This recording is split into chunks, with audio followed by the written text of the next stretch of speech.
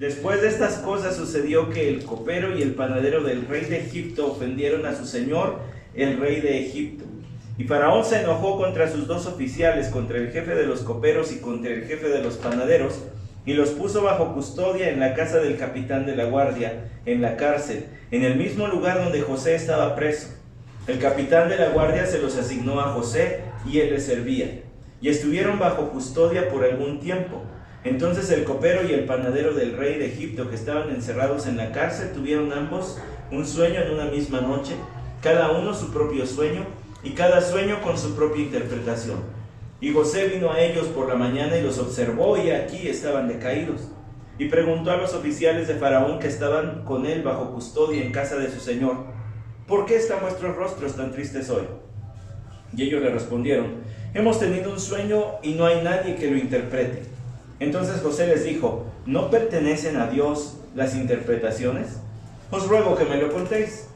Contó pues el jefe de los coperos su sueño a José y le dijo: en mi sueño he aquí había una vid delante de mí, y en la vid había 3 sarmientos, y al brotar sus yemas aparecieron las flores, y sus racimos produjeron uvas maduras. Y la copa de Faraón estaba en mi mano, así que tomé las uvas y las exprimí en la copa de Faraón, y puse la copa en la mano de Faraón. Entonces José le dijo: esta es su interpretación. Los 3 sarmientos son 3 días. Dentro de 3 días Faraón levantará tu cabeza, te restaurará a tu puesto, y tú pondrás la copa de Faraón en su mano como acostumbrabas antes cuando eras su copero. Solo te pido que te acuerdes de mí cuando te vaya bien, y te ruego que me hagas el favor de hacer mención de mí a Faraón y me saques de esta casa. Porque la verdad es que yo fui secuestrado de la tierra de los hebreos, y aún aquí no he hecho nada para que me pusieran en el calabozo. Cuando el jefe de los panaderos vio que había interpretado favorablemente, dijo a José: yo también vi en mi sueño, y aquí había 3 cestas de pan blanco sobre mi cabeza, y sobre la cesta de encima había toda clase de manjares hechos por un panadero para Faraón, y las aves los comían de la cesta sobre mi cabeza. Entonces José respondió y dijo: esta es su interpretación. Las 3 cestas son 3 días. Dentro de 3 días, Faraón te quitará la cabeza de sobre ti, te colgará en un árbol, y las aves comerán tu carne. Y sucedió que al tercer día, que era el día del cumpleaños de Faraón, hizo un banquete para todos sus siervos, y levantó la cabeza del jefe de los coperos y la cabeza del jefe de los panaderos en medio de sus siervos, y restauró al jefe de los coperos a su cargo de copero, y puso la copa en manos de Faraón. Pero ahorcó al jefe de los panaderos, tal como les había interpretado José. Mas el jefe de los coperos no se acordó de José, sino que se olvidó de él. Vamos a orar. Señor, te agradecemos otra vez el favor que nos das de conocerte, Señor. En tu gracia nos has conocido. No es que nosotros te hayamos conocido, es que tú nos conociste antes de la fundación del mundo y estableciste, Señor, que vendría tu Hijo Jesucristo y moriría en nuestro lugar. Y después, siglos después, Señor, naceríamos en el Espíritu por tu gracia. Ahora rogamos, Señor, que fortalezcas nuestra vida espiritual, que tu palabra sea alimento, Señor, para nosotros, que sea jabón que lave nuestra alma, Señor, que prepares a tu iglesia, a tu novia, por medio del lavamiento del agua por la palabra en esta mañana, para encontrarse con su Rey, con su Señor Jesús. Dirígenos, Señor, y que sean gratos los dichos de mi boca y la meditación de mi corazón delante de ti, que sea de edificación, de transformación para tu pueblo hoy. Amén. Tomen su lugar, por favor.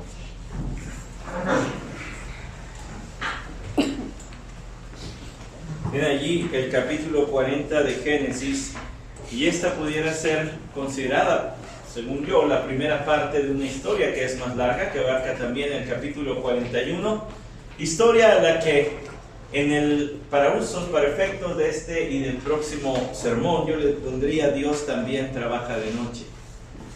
Hace algunos años se hizo medianamente popular un libro de un hermano que así tituló su libro: Dios también trabaja de noche. Y el tema del libro era hablar de que Dios siempre está actuando, a pesar de que nosotros seamos conscientes de eso o no. A nuestro alrededor, nuestro Señor siempre está actuando, y eso lo podemos ver desde el punto de vista meramente doctrinal. Podríamos decir, sí, providencialmente el Señor siempre está actuando en su creación, sin ser Él, sin ser la creación Dios, pero Dios siempre está actuando y obrando y guiando las cosas en toda la creación para que cumplan el propósito y las funciones que Él les ha asignado desde la creación. También podríamos decir que Dios siempre está actuando porque siempre el Señor está dando vida espiritual. Y entonces sus hijos, Él sostiene la vida espiritual de sus hijos. Nuestra alma, nuestra fe en nuestro Señor Jesucristo es sostenida por Él, dice Pedro, entre otros autores bíblicos. Es la vida espiritual sostenida, la fe. El fuego de la fe no se apaga porque Dios se encarga de que siga ardiendo. Dios siempre está actuando porque su gracia salvífica sigue salvando. Como Él dijo a través del profeta Isaías, su brazo no se ha acortado para salvar. Él sigue salvando. Pero no solamente su gracia salvadora, también lo que le llamamos, ¿verdad?, la gracia común. Las expresiones, las muestras de gracia que Dios extiende, no solamente a sus hijos, sino aún a aquellos que no creen en Él, dándoles toda clase de favores, toda clase de bendiciones, razones para reír, alimento para el alma, alimento para el cuerpo. Dios sustenta a todos, incluso a los que no creen en Él. Dios también trabaja de noche y siempre está preparando el siguiente escenario en nuestra vida donde Él va a actuar. Así como el que estamos viviendo hoy Él ya lo tenía preparado. Nuestra vida, todos los días, estaban escritos en su libro antes de que se cumpliera uno solo de ellos, dice el Salmo 139. Él siempre está actuando. Y en la vida de José, eso debía haber sido un gran aliciente. Un gran aliciente. No sabemos cómo. La semana pasada nos hacíamos esa pregunta. No sabemos cómo, pero de alguna manera José fue transformado de un jovencito presumido a un hombre fiel, a un hombre temeroso de Dios, a un hombre que amaba a Dios. Y evidencias dio muchas.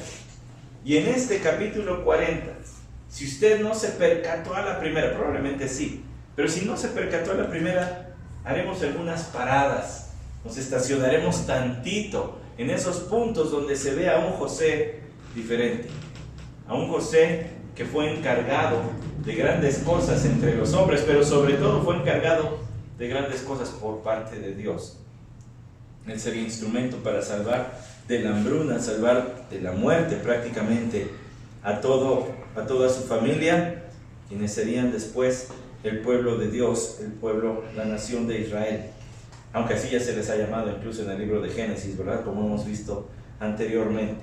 Entonces vaya al capítulo 40 de Génesis y acompáñenme allí, porque inicia diciendo después de estas cosas se remite al capítulo 39, lo que nosotros ya hemos visto acerca de la vida de José en Egipto, cómo fue a parar a la casa de Potifar, cómo era un hombre que se volvió de confianza para este guardia, ¿verdad?, este jefe de los guardias, el jefe de los verdugos, podríamos decir, de Egipto. Allí fue acusado falsamente de haber querido abusar de la esposa de Potifar, y entonces fue echado a la cárcel. Dijimos la semana pasada, muy probablemente no le costó la vida a José la acusación de la esposa de Potifar, porque Potifar debía haber conocido bien a su esposa. Y más bien su coraje fue porque tuvo que deshacerse de su buen empleado, al cual le confiaba tanto y ahora lo tenía que echar en la cárcel. Y quiero que reconozca lo que dice el versículo 23 como parte del contexto. Génesis 39, 23, quiero decir, el jefe de la cárcel no supervisaba nada que estuviera bajo la responsabilidad de José, porque el Señor estaba con él, y todo lo que él emprendía, el Señor lo hacía prosperar. plena confianza. Y vea el versículo 1. Después de estas cosas sucedió que el copero y el panadero del rey de Egipto ofendieron a su señor, el rey de Egipto. Y Faraón se enojó contra sus dos oficiales, contra el jefe de los coperos y contra el jefe de los panaderos, y los puso bajo custodia en la casa del capitán de la guardia. ¿Quién es ese? Potifar. La casa del capitán de la guardia. Ahora, no los metieron a su casa. Ahora no se volvieron allí inquilinos a Potifar. Lo que esto quiere decir, es una costumbre antigua, que el jefe de todos los guardias tenía su casa pegadita o como una porción aparte de la cárcel. Entonces, cuando el copero y el panadero de Faraón, del rey de Egipto, fueron encarcelados, fueron puestos allí, en la cárcel. ¿Dónde estaba? José. Note, por favor, voy a regresar tantito. Note, por favor, que dice el copero y el panadero. ¿A quién se refiere con el copero? Bueno, el copero tal vez nos suene un poquito más porque este copero, esta función la llegó a desempeñar un hombre muy conocido para nosotros, de nombre Nehemías. Era una persona de gran confianza para todo rey. Era el que le pasaba lo que iba a tomar. Generalmente la costumbre era, ¿verdad?, que de la jarrita de donde le iban a servir al rey, primero se servía el copero y le daba un trago y se esperaban tantito. Si no caía muerto, si no empezaba allí con malestares estomacales, entonces el rey decía, ahora sí, sírveme a mí, en mi copa. Entonces el faraón tenía su copa, no era de que andaban allí tomando de la misma. Él tenía la suya, pero de la misma jarrita, del mismo recipiente, primero se servía el copero. Era una persona de gran confianza, que además también se estaba jugando la vida por su señor. Primero entro yo y luego tú. Pero dice que el copero y el panadero del rey de Egipto. Si usted no lo sabe, yo sí le tengo algunos datos interesantes.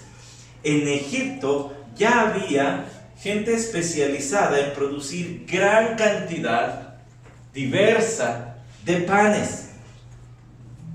Ya se encontraban los panes que se utilizaban para comer, pero también tenían panes solamente para degustación.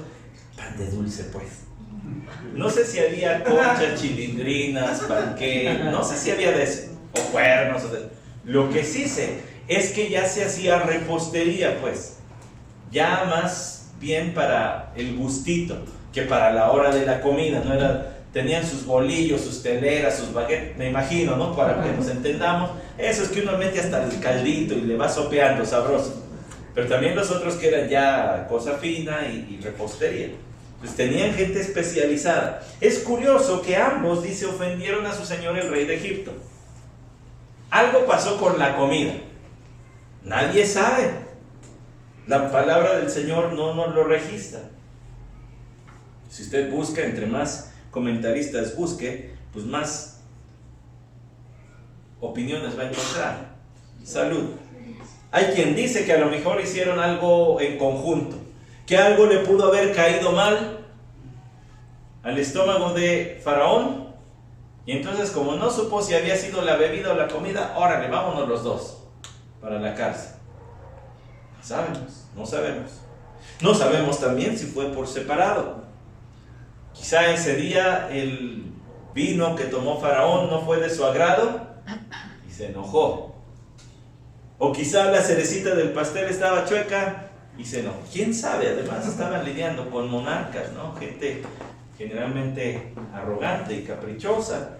El chiste es que a los dos lo ofendieron en gran manera y se enojó contra sus oficiales, dice el versículo 2, el jefe de los coperos, el jefe de los panaderos, y el versículo 3 dice, y los puso bajo custodia, es decir, los encarcelaron en la casa del capitán de la guardia, en la cárcel, en el mismo lugar donde José estaba preso. Ahora, note que allí dice cárcel. Vaya al versículo 15, porque en palabras de José, dice allí, para que me pusieran en el calabozo. Algunas versiones dicen cisterna. Los echaron a lo más profundo, a lo más duro. Yo sé, pues vamos a entrar a esa sección de este relato, a partir del versículo 4. Pareciera como que José andaba campante por aquí y por allá, pues estoy encargado, ¿verdad? Pero por la manera en que José se expresa de esta experiencia, era una experiencia dura, era una cárcel, donde iban, pues imagínese ser enemigo de un rey. No lo iban a poner en cuarto de hotel, ¿verdad? Sino lo que José expresa como un lugar duro, un lugar que nadie quisiera estar allí. Versículo 4. El capitán de la guardia se los asignó a José y él les servía y estuvieron bajo custodia por algún tiempo. Entonces, ahora la cuestión con José es que unos capítulos atrás él había tenido sueños de parte de Dios, donde le decía que él iba a estar en una posición de jerarquía y de autoridad y de reconocimiento. Ahora es siervo de los enemigos del rey. Alguien podría decir, ya tocó fondo. ¿A dónde más va? ¿Ser sirviente de los enemigos del rey? ¿Ser sirviente de los presos? Versículo 5, entonces el copero y el panadero del rey de Egipto, que estaban encerrados en la cárcel, tuvieron ambos un sueño en una misma noche, cada uno su propio sueño y cada sueño con su propia interpretación. Y José vino a ellos por la mañana y los observó, y aquí estaban decaídos. Ahora, yo me imagino que no han de haber estado muy contentos antes, sino que en esta mañana, en esta ocasión, estaban especialmente decaídos. ¿Por qué? ¿Qué clase de peso puede tener un sueño? Bueno, le voy a decir algo. ¿Usted ha soñado feo alguna vez? ¿Es que se para uno todo espantado? Ay, mamá, qué bueno que fuese un sueño. Ya me veía yo en situaciones tan feas que a veces es un sueño. Bueno, está bien, pero ya que a uno le cae el 20 de que fue un sueño, pues ya, ¿verdad? Ya pasó y sigo adelante con mi día. Pero a estos no. ¿Por qué? Bueno, le voy a decir por qué. El pastor Elvis Carballosa dice en su comentario de Génesis que de Egipto y Mesopotamia surge la práctica de la interpretación de sueños. Para los egipcios, soñar cosas era algo serio. Premoniciones del futuro o cuestiones diversas de su religión, pero ellos se lo tomaban muy en serio. Por eso es que estaban tan perturbados.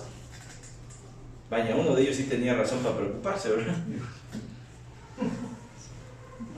Estaban decaídos y preguntó, dice el versículo 7, a los oficiales de Faraón que estaban con él bajo custodia en casa de su señor. Note que otra vez nos da la lista. Estaban bajo custodia en casa de su señor. El énfasis están en el peor lugar. De aquí no van a salir a menos de que el rey intervenga. Segundo lugar, estaban con José, pero él era su sirviente.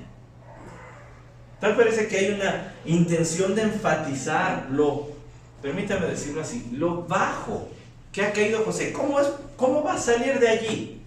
Este es un gran problema. De aquí no hay forma de escaparse. Y si se escapa, cualquiera afuera lo va a agarrar. Porque es un hebreo en Egipto. Tampoco es como que se puede mimetizar entre la población. Les preguntó a los oficiales, ¿por qué están vuestros rostros tan tristes hoy? Especialmente decaídos. No nada más que aquí están y a lo mejor terminan muertos, ahora tienen una carga especial. Y ellos respondieron, hemos tenido un sueño y no hay nadie que lo interprete. Se fija cómo ellos creían en estas cosas. Ellos decían, es que, pues si tan siquiera alguien me dijera de qué se trata. Ahora, ¿es válido eso? Bueno, la palabra del Señor nos dice más adelante que este fue el medio que Dios dio para que José saliera de allí. Dios había permitido ver su futuro a estos dos hombres, porque tenía un plan con José. Y el plan se va a desenvolver a partir de aquí, aunque nos deja picados, Porque este capítulo va a terminar, como ya leímos, diciendo, y el copero se olvidó. Hombre, cuando ya tenía una palanquita allí cerquita del rey, ¿verdad? Hombre, se olvidó de él. Dice José. Entonces José les dijo, versículo 8, estoy en la mitad. ¿No pertenecen a Dios las interpretaciones? Os ruego que me lo contéis. Este es otro José del que nos habíamos conocido al inicio. Este es otro. La semana pasada nos planteábamos la pregunta, ¿y qué pasaría por la mente de José en esos días? ¿Y los sueños que Dios me dijo? ¿Y lo que Dios había dicho? Bueno, pero vimos que el énfasis del capítulo 39 está en la frase Dios estaba con él. Lo dice una y otra vez. Dios estaba con él. Dios estaba con él.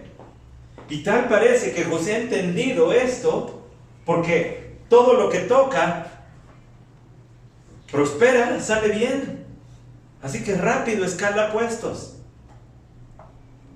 Y él, por lo que dice aquí en este versículo 8, él tiene la esperanza, el rayo de luz, de que un día verdaderamente lo que Dios le había dicho se va a cumplir. Por eso dice, los sueños son de Dios. Aquello que yo soñé es de Dios.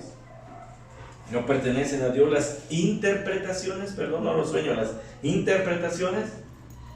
Si este sueño tiene algún significado, Dios me lo va a decir. Les ruego que me digan, por favor digan. Vaya, sí es otro José. Él no es el héroe de la historia. El héroe es nuestro Señor, siempre, en toda la Biblia. Pero los siervos que los usa, los transforma. Y aquí se ve un José diferente, porque está en la cárcel, por debajo del nivel de estos dos presos, porque es su sirviente. Está para atenderlos. Aunque no estaban en un hotel y no estaban en una buena condición, no, pero él estaba todavía por debajo y él está queriendo ser útil. Díganme, en una circunstancia tan deplorable, el hombre de Dios o la mujer de Dios, aquel que conoce a Dios, todavía tiene esperanza y puede servir a otros. ¿Cuántos hermanos ha conocido usted que estando quizá en el hospital terminan siendo el paciente que luego extraña? Ya se fue el que oraba por nosotros. Es que se oraba cada que traían los alimentos, se ponía a orar y era bonito, pues. Y así la gente dice, oh no, cuando hay un hermano, una hermana en una situación de esas y luego terminan siendo el paciente el que extraña, los otros enfermos. ¿Cuántos hermanos ha conocido que enfrentan la noticia de el recorte en el trabajo y salen de allí caminando con la mirada confiada en el Señor? Esta semana tuve la oportunidad de hablar con un hermano que pasó recientemente por esa experiencia y le digo algo, escucharlo me animó tanto. Sus ex jefes hicieron algunos comentarios sarcásticos acerca de su fe en el Señor Jesucristo durante años. Y este hermano, el día que firmó, ¿verdad?, ya su salida de su trabajo, le dijeron, te vemos muy tranquilo. Es que yo confío en Dios. No confío ni en mi carrera, ni en mi maestría, ni en este trabajo, ni en otro. Yo confío en Dios, no confío ni en mí mismo. Él me puede sustentar, no tengo por qué inquietarme. Ese tipo de respuestas, bajo ese tipo de circunstancias, las da un hijo de Dios. Alguien que ama al Señor. José se está comportando así, pero él no es el héroe. El héroe es el Señor que ha venido trabajando en la vida de José por años. Porque para este momento lleva más o menos 10 años en Egipto. Nos podemos determinar con total certeza, pero por ahí. Luego se hace referencia a su edad, los 30 años, y si tenía 17 más o menos cuando andaba de presumido, pues ahí usted le echa cuentas. Este es otro hombre. Qué bendición es cuando usted y yo volteamos a ver nuestra vida y decimos, ya no soy el que era. Bueno, pero ya no soy el que era, obviamente, de cuando no creía en Cristo, pero ¿qué tal 5 años dentro de mi vida cristiana? Volteo a ver y digo, tengo 23 años de creyente, ya no soy el que era hace 18, por la gracia del Señor. Qué bendición eso, que el Señor está trabajando aún de noche cuando no nos damos cuenta. Le dicen a José sus sueños, el primero en el versículo 9, contó pues el jefe de los coperos su sueño a José y le dijo, en mi sueño, he aquí había una vid delante de mí, un arbustito de uvas. En la vid había 3 sarmientos, y al brotar sus yemas, las ramitas y luego los botoncitos, aparecieron las flores y sus racimos produjeron uvas maduras y la copa de Faraón estaba en mi mano. Como tanto tiempo lo debió haber hecho. Así que tomé las uvas y las exprimí en la copa de Faraón y puse la copa en la mano de Faraón. Entonces le dijo José, esta es tu interpretación. Ahora José funge como profeta. Habla en nombre de Dios. Habla en lugar de Dios. Te voy a decir lo que eso significa. Ya había dicho él, a Dios pertenecen las interpretaciones. Si él quiere me lo va a decir, y se lo está diciendo. Le dice la interpretación. Los 3 sarmientos son 3 días, dice el versículo 12.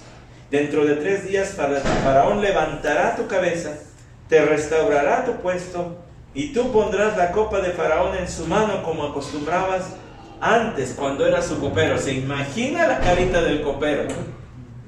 Fue de decaído a sonrisa de oreja a oreja. Me van a sacar de aquí y voy a tener mi puesto, le cual ha de haber venido con muchos beneficios, por supuesto. Y voy a tener mi puesto. Ni siquiera es que me dejen ya libre a ver qué hago ahora con mi vida. Voy a regresar a mi puesto. Y dice,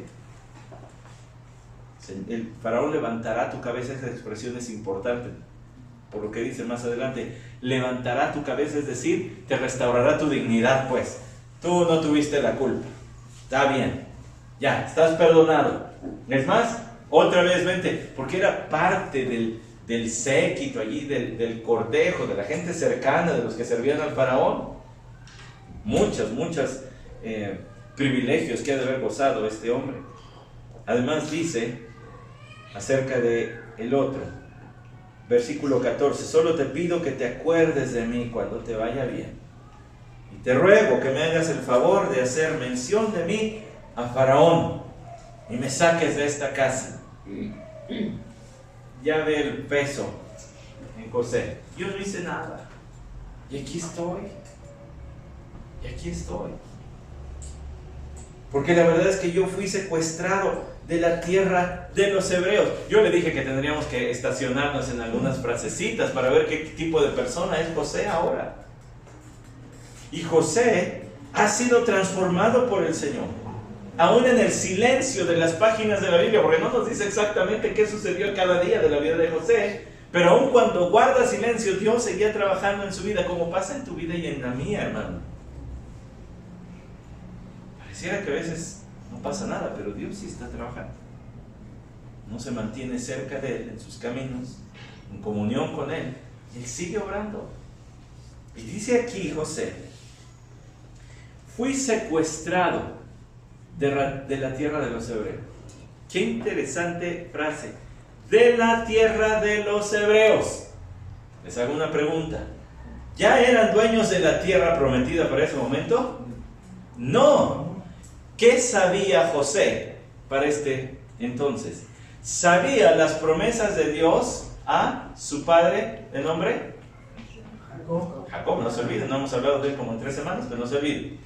De las promesas de Dios a su abuelo Isaac, y de las promesas de Dios a su bisabuelo Abraham. José sabía y creía, porque no solamente dijo, de la tierra que Dios, fui secuestrado de la tierra que Dios prometió a mi bisabuelo, a mi abuelo y a mi papá. Él dijo, de la tierra de los hebreos, esa va a ser nuestra tierra. Es más, José habló como si ya lo fuera, porque si Dios había prometido, no había razón para dudarlo. Eso va a ser. Esta es la tierra de los hebreos. y yo fui secuestrado de allá. Ahora, hermano, no podemos levantarle una escultura, un monumento y aplaudirle a José, porque no. Eso sería idolatría. Pero el Dios que ha estado obrando en José, que lo ha traído de muchachito presumido a hombre de fe, hombre trabajador, confiable. Este es José, el que Dios ha moldeado. Pero está padeciendo. Y aún aquí no he hecho nada para que me pusieran en el calabozo. Yo no hice nada en esta tierra. No he hecho nada aquí para que me metan a este calabozo, esta prisión tan horrenda, tan fea. Bueno, sí, es que en el sufrimiento Dios sigue trabajando. José había tenido años de mucha prosperidad, de mucha tranquilidad, entre comillas, porque había sido vendido y estaba de esclavo, pero ahora está en una situación mucho peor. Y en el sufrimiento Dios sigue obrando. José lanza, y no lo culpamos, lanza una petición: no te olvides de mí, no seas malo, échame una mano, ya que estés ahí vas a ser restituido. Ahora usted se imagina la plática, ¿no? Yo sí, no sé si tengo una mente muy activa o qué. Yo me imagino que llegó José a verlos por la mañana y los vio decaídos. Pues, ¿ahora qué traen ustedes? No, sonó muy chilango, ¿verdad? ¿Qué os amedrenta? Para que suene más Reina Valera o algo así. Y ya le dijeron: bueno, pues es que tuvimos esto. Díganme, de Dios son las interpretaciones. Se los dicen. Yo me imagino que a lo mejor hasta se sentó ahí con ellos. Te van a restituir. ¡Oh, qué noticiota! No te olvides. No seas mala onda. No te olvides de mí. Vamos con el otro, el versículo 16 lo dice. Cuando el jefe de los panaderos, ya se emocionó el panadero, cuando el jefe de los panaderos vio que había interpretado favorablemente, dijo a José: yo también vi en mi sueño, y he aquí, había 3 cestas de pan blanco sobre mi cabeza. Se imagina ahí los bolillos, las teleras, algo así. Y sobre la cesta de encima había toda clase de manjares hechos por un panadero. Ahí tiene la concha, la chilindrina, el brisket. Ya se me hizo agua la boca, ¿bien? Hechos por un panadero para Faraón, y las aves los comían de la cesta sobre mi cabeza. Entonces José respondió y dijo: esta es su interpretación. Se imagina lo otro. Las 3 cestas son 3 días, 3 días como el otro.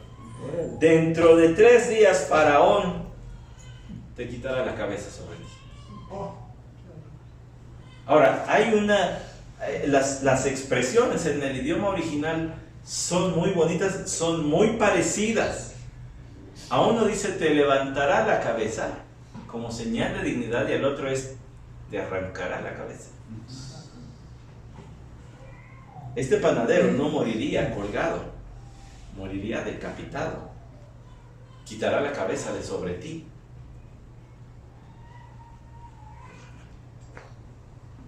Y dice además: te colgará de un árbol y las aves comerán tu carne. Entonces uno podría pensar que es un ahorcamiento, pero el idioma original no nos da lugar a pensar en eso. Aquí va lo siguiente: además de quitar la cabeza de sobre él, degollarlo, este hombre sería, y hay registros del Egipto antiguo, que aquellos criminales odiados, una vez que eran muertos por decapitación, su cuerpo era empalado para ser comidos por las aves, como una señal de desprecio y de humillación, para que ni sus familiares les pudieran dar sepultura a sus cuerpos. Tan desagradable había sido su acto, o al menos así había sido considerado su acto. Ahora, Ahí guarda silencio otra vez el relato, entre el versículo 19 y el 20. ¿Qué hizo el panadero? Quizás su horror. Pero yo les digo que tengo una imaginación muy activa, ¿verdad? Entonces me imagino que José no dijo, bueno, mi labor está hecha, con permisito, me voy a seguir. No sé, tal vez se quedó consolándolo. Tal vez lo abrazó, lloró con él, no lo sé. Qué duro tener que dar una noticia de ese tamaño y de ese tono. El relato bíblico no nos dice qué sucedió. Pero Dios va a usar esto en la vida de José. Dios va a usar esto. Dice el versículo 20. Y sucedió que al tercer día, que era el día del cumpleaños de Faraón, este hizo un banquete para todos sus siervos y levantó la cabeza del jefe de los coperos y la cabeza del jefe de los panaderos en medio de sus siervos.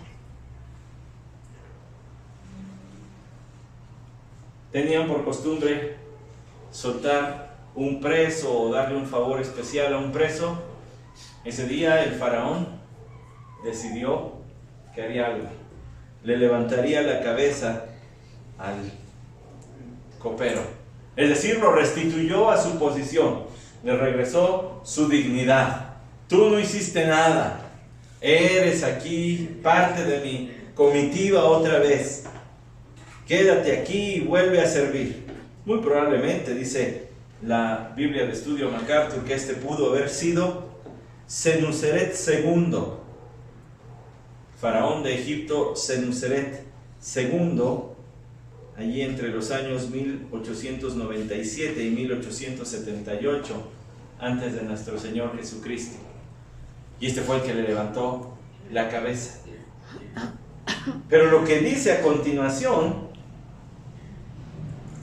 no sé si usted lo percibió, pero yo desde aquí al frente lo percibí. Cuando describí a lo que se refería el sueño del panadero, el ambiente se cayó.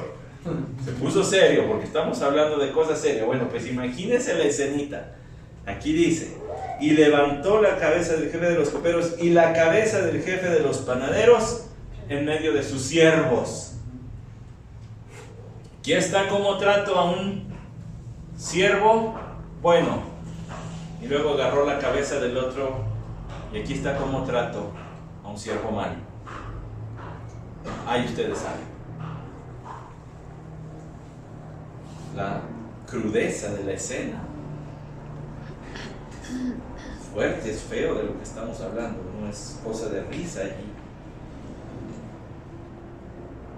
Y restauró al jefe de los coperos a su cargo de copero, y este puso la copa en mano de Faraón, pero ahorcó, ya explicamos que no, esto, colgó el cuerpo allí, lo puso en un asta, pero ahorcó al jefe de los panaderos, tal como les había interpretado José.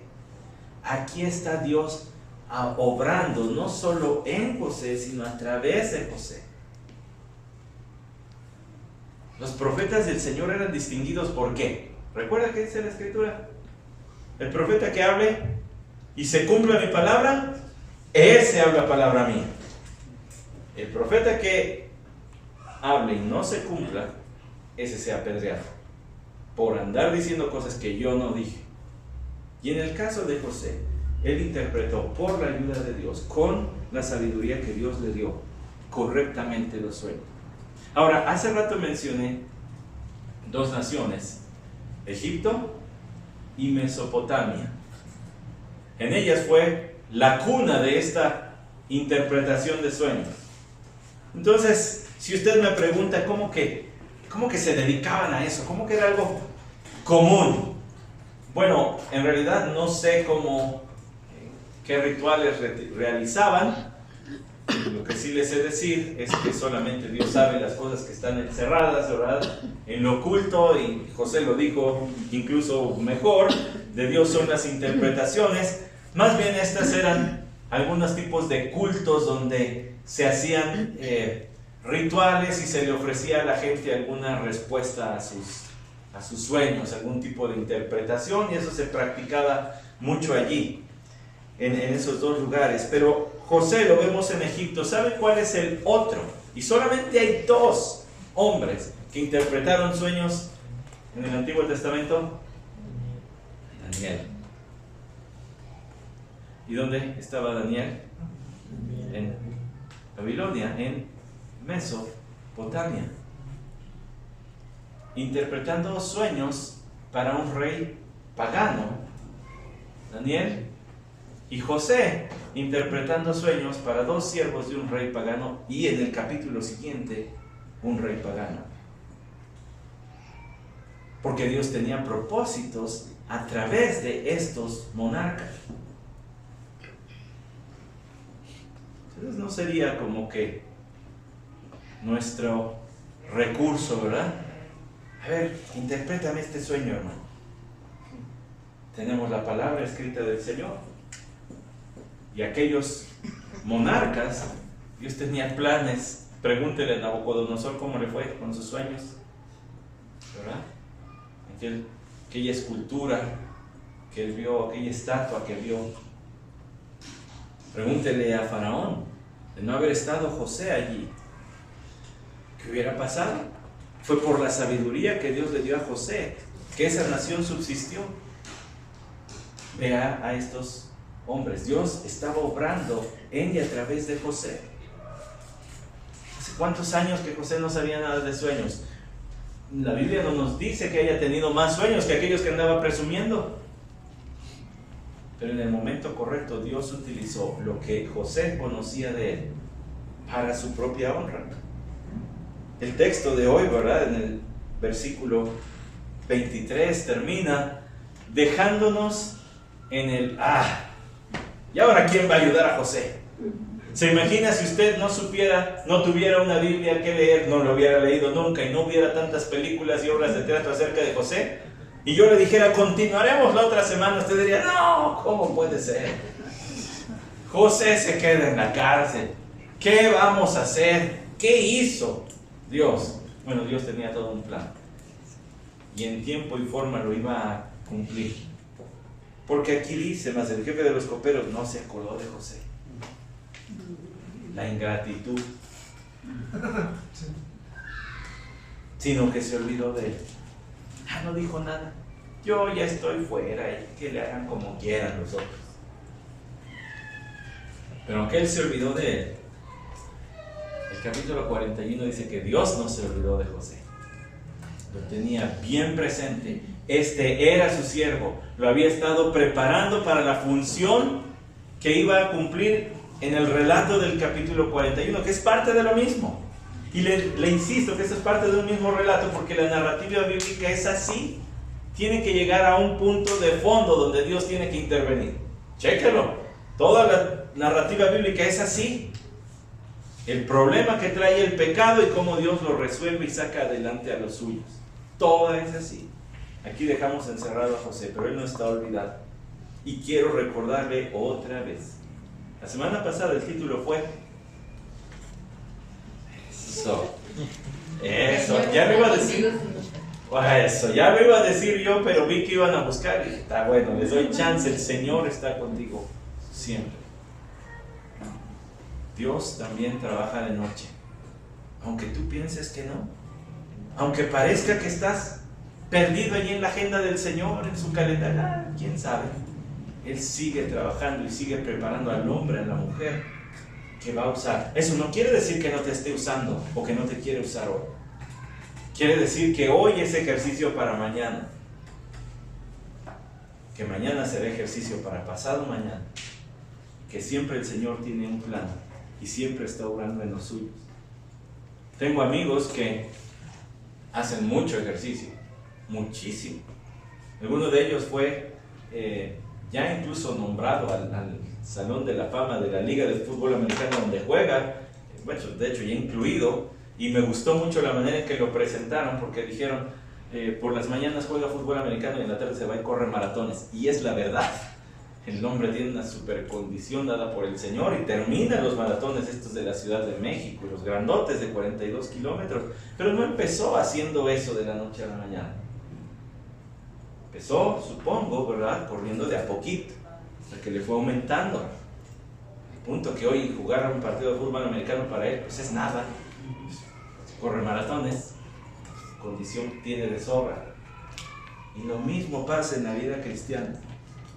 Para llevar las cargas de mañana, enfrentar las situaciones de mañana, tendremos que enfrentarlas de hoy confiados en el Señor, sabiendo que Él está obrando, aunque pareciera a nuestra mente que no, Él siempre está obrando. Dios también trabaja de noche. La siguiente semana les diré, Dios también trabaja de noche, parte 2, en el capítulo 41. Vamos a orar. Señor, bendice tu palabra, que sea semilla al que siembra y pan al que come, y que riegue la tierra de nuestra alma y la haga germinar y producir fruto para tu gloria, y que sea un espejo donde nos veamos, y que no veamos en José al héroe, que veamos en Dios al héroe, porque tú eres, Señor, el protagonista de la historia. Nosotros solo estamos para tu gloria, como estuvo José. Él tuvo su lugar y su momento en la historia de la redención, y a nosotros, Señor, nos has dado nuestro lugar, nuestro momento en la misma historia para proclamar redención a las naciones, el año bueno del Señor, la bendición a través de tu Hijo Jesucristo, de la salvación y la comunión contigo.